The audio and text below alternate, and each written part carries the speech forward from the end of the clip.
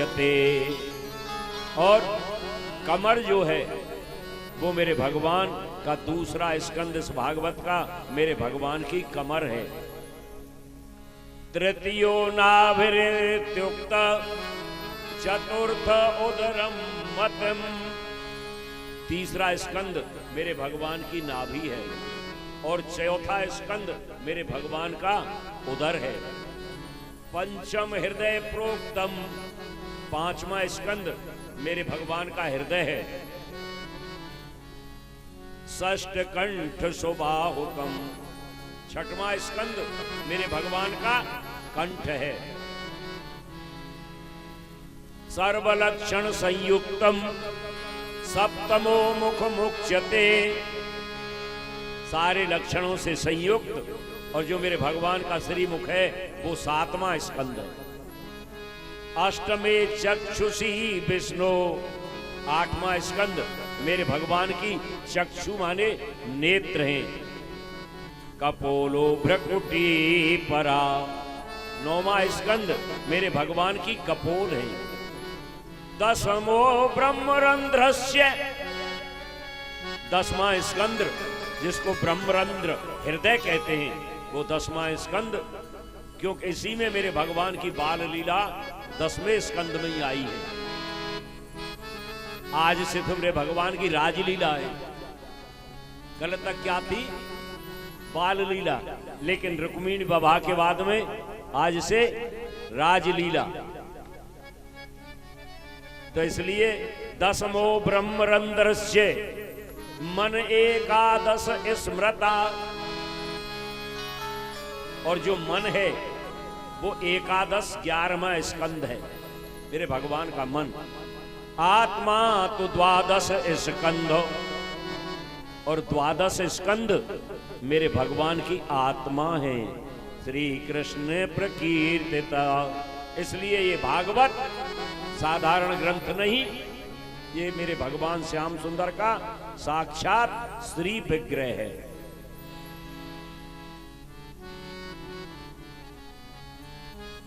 सुखदेव जी कहते हैं राजा परीक्षित, अब हुआ क्या था कि भाई लगन टीका कहीं गए थे। क्यों जी? लगन टीका कहीं जाए और दुल्हन को कोई ले जाए। अब जो दूल्हे बन के आया है उसको दुल्हन को कोई दूसरा ले जाए, क्या होगा? है जी, शिशुपाल की दुल्हन को कन्हैया ले गए, द्वारकाधीश ले गए। शिशुपाल को हया आई, शर्म आई, क्योंकि शिशुपाल के बारे में रुक्मिणी को पता था कि जहां मेरा लगन टीका भेजा गया है वो ज्वारी है, वो मदिरा पीता है। उसके दुर्गुणों के बारे में रुक्मिणी ने सुन रखा था और मेरे भगवान के गुणों के बारे में रुक्मिणी ने सुन रखा था। तो इसलिए कानों से सुन रखा था। तो वो रुक्मी तो रह गया, रुक्मी को तो छुड़वा दिया बलराम जी ने, लेकिन वो शिशुपाल शर्म की वजह से ना तो अपने नगर गया नहीं। वो चेटी नरेश के जो महाराज थे उनका बेटा था, तो वो अपने नगर को भी नहीं गया। और रास्ते में ही, मैंने देखा नहीं है पर मैंने इतनी जानकारी की है क्योंकि हमारे पटेलों की रिश्तेदारियां ज्यादा हैं डांग में, तो कहीं भोजपुरा गांव है, कोट बागर्रे से आगे कहीं है क्या? हाँ, तो ये भोजकट नगर है। इस आज भोजपुरा हो गया है उसका नाम, लेकिन ये नगर का नाम है भोजकट। यही इस नगर को उस शिशुपाल ने बसाया था। तो वहां जाकर के ये शिशुपाल रह गया और अपने गांव को, अपने राज्य को ये शिशुपाल नहीं गया। इसलिए शास्त्र कहते हैं कि अगर किसी कन्या की शादी उसका भाई और या उसका बाप लालच पूर्वक करता है और किसी ज्वारी के लिए, मदरा पान करने वाले के लिए संबंध करता है तो बेटी को विरोध दर्ज करा देना चाहिए। लेकिन एक जगह हमसे यह भी प्रश्न आया था, महाराज रुक्मिणी भग गई, उसकी तो शास्त्र गायन करते हैं और आज की बच्ची अगर कोई चली जाए तो उस पर कलंक लगाते हैं। हाँ, आया था ऐसा प्रश्न। लेकिन रुक्मिणी क्यों गई? क्योंकि उसने सुन लिया था कि मेरा होने वाला पति शिशुपाल, जिसके यहाँ मेरे बाप ने लगन टीका, मेरे भाई ने, बाप ने नहीं भेजा था, राजा भीष्मक ने लगन टीका नहीं भेजा, वो तो भाई ने क्योंकि भाई भी जो रुक्मिणी का भाई था वो भी मदिरा पीता था, इसलिए उसने तो उसको प्रसन्न करने के लिए, और ये मदिरा वाले तो जोड़ी बनाते हैं ना, कोई नहीं पीता होगा बाऊ ते किंगे ले ये घूंट ले ले यार, तू मेरी सौगंध है, पर यूं नहीं कहेंगे कि ले मैं तेरे काजे का पा भर दूध लायो या पी ले, दूध है तो घर में देंगे और वह दारू है, इसलिए वो अयोग्य था। इसलिए रुक्मिणी उसके साथ ना जा करके मेरे कन्हैया के साथ गई और वहां जा करके द्वारिका की रानी बनी, और आज मेरे भगवान का नाम क्या पड़ गया? बोलो रुक्मिणी कांत भगवान की जय। संयोग हुआ भाई, रुक्मिणी को ले गए कन्हैया द्वारकाधीश। अब ससुराल कैसे जाएं? और मानस में आया है कि ससुरार प्यार भई जब ते रिप रूप कुटुंब भये तब ते। ससुरार तो ससुरार है। कन्हैया ने देखा भाई लोग ससुराल को जाते हैं रक्षाबंधन पे, हम कैसे जाएं? रुक्मिणी को प्रसन्न किया। रुक्मिणी ने कहा महाराज पहले मुझे भेजो, मैं वहां का समय अनुकूल बनाऊंगी और तब आपको खबर कर दूं, तब आप आ जाना। भगवान ने रुक्मिणी को इस कुंदन पर कोट बांगर ने भेजा। यहां आकर के मां को समझाया तो मां की तो मेहमान के प्रति ममता होती है, लेकिन पिता थे, भाई थे, वे नाराज चल रहे, उनको भी समझाया और तब संदेश भेजा रुक्मिणी ने कि मैंने आपको समय अनुकूल कर लिया है, आप आ जाइए। तब कन्हैया यहां कुंदनपुर आए, लेकिन छोटे छोटे ग्वारियान ने घेर लिए। तू वही है, हमारी बहनें भगा के ले गई, तू वही है। कन्हैया बेचारे शर्म के मारे नीची गर्दन करके बाहर महल के जो ये गेस्ट रूम होते हैं, आगंतुक कक्ष होते हैं, बिन में नहीं भीतर महल में चले गए और दुबक गए। क्या करें? लेकिन संयोग हुआ शाम को भोजन हुए। अब भोजन में कोट बांगरे की सब स्त्रियां इकट्ठी, तो कोई भोए तो बुरो मत मान जाइयो कोट बांगरे की। हाँ, हमारे यहाँ की स्त्रियों से मां की स्त्री चालाक हुए। अब वो बेखट्टी है गई, और तभी से ये संजोगी पर्व चला है हमारे ब्राह्मणों में। जो जन्म उस पर नहीं आते हैं रक्षाबंधन पे, उनके यहाँ संजोगी मनती है जन्माष्टमी पे, तभी से चला है ये पर्व। बैठ गई स्त्रियां, वो भोजन करने लगे। तो भोजन के समय हमारे ब्रज में विधा है कि जब मेहमान पहली बार आता है तो आप बताओ देवी वो गारी गांव में क्या ना है? गारी गांव में। हाँ, तो वो स्त्रियां आई और उन्होंने कहा कि द्वारकाधीश अगर आप बुरा नहीं माने तो हम आपसे कुछ प्रश्न पूछ लें। भाई देवियों पूछो। तो वो कन्हैया से पूछने लगी, अरे सुनियो कृष्णचंद महाराज, यहां पर मत होना नाराज, नाराज मत है जी, खानो खाते रहिए भाई, नाराज है भी जरूरत का है। हाँ, राम ने भी कह दिया था कि इनगारिन को बिलग न मानो को सासुल को सारी। हाँ, राम ने भी कह दिया था। तो मान की नहीं नहीं नाराज है भी की कोई बात ना, बोलो आप तो पूछो कि यहाँ पर मत होना नाराज। अरे सुनियो कृष्णचंद महाराज, यहाँ पर मत होना नाराज।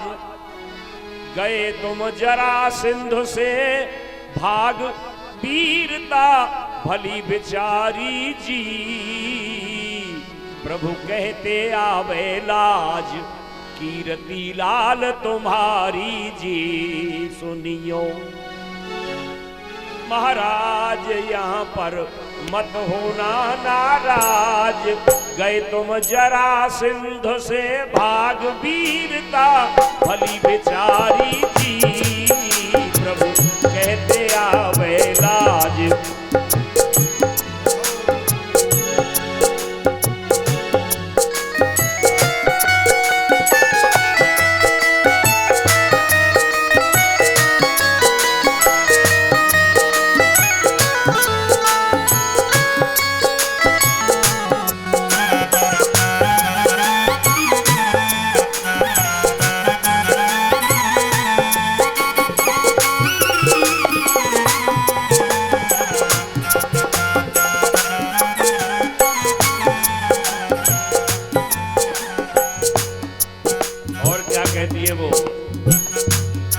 उज्ज्वल वंश तुम्हारो श्याम। जैसे ही सुना कि उज्ज्वल वंश तुम्हारो श्याम, खड़े हैं गए भोजन छोड़ के। कहीं वाह, हमारे मुकाबले गोरो कौन है? हाँ, हम चंद्रवंशी हैं, चंद्रमा कितने गोरो है। कहीं बेटा बैठ जाओ। उज्ज्वल वंश तुम्हारो श्याम, जाने सब जग तुम्हारो नाम।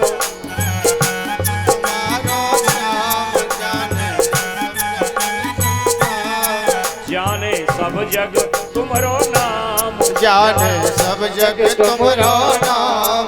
ले गए चंद्र गुरु की बाम। ले गए चंद्रऊ की बाम। ले गए चंद्रऊ की बाम। ये ताको सुत बुध भयो चंद्र कुल जग विस्तारी जी। कहते आवे लाज कीर्ति लाल तुम्हारी जी।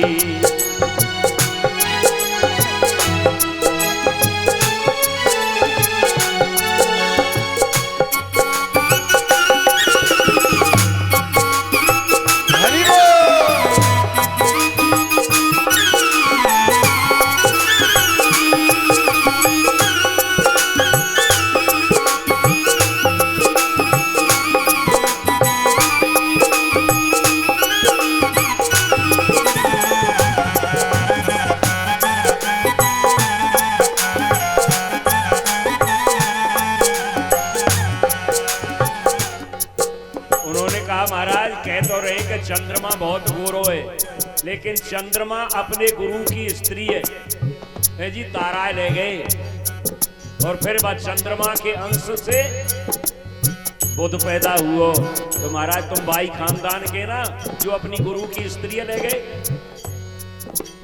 पानी की गुरु जाने और गुरु की घरवारी जाने। मेरे में कोई कमी ना आए, मेरे मैया बापन में कोई कमी ना आए। जब कह दिया मेरे में कमी नहीं और मेरे माँ बापों में कमी नहीं, तो क्या कहते हैं कि सुनो, जग में पिता एक ही होए। जग में पिता एक ही होए। कैसे पिता तुम्हारे दोए। कैसे पिता तुम्हारे दोए। कैसे पिता तुम्हारे दोए। जग में पिता एक ही होए। पिता एक ही होए। कैसे पिता तुम्हारे दोए। कैसे पिता तुम्हारे दोए। कैसे पिता तुम्हारे दोए।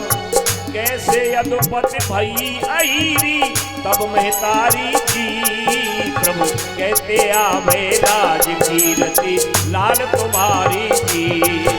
कहते आवे लाज तुम्हारी जी।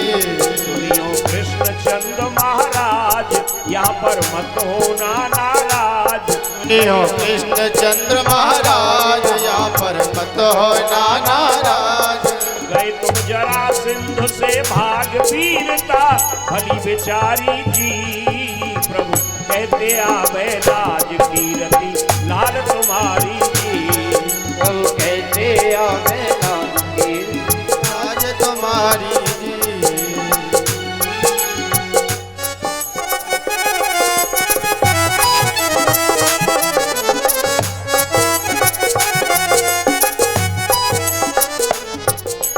लाला बुरो नहीं माने तो एक बात पूछे तुरंते पूछो कि संसार में सबको एक बाप होए पर तेरे तो दो दो बाप है।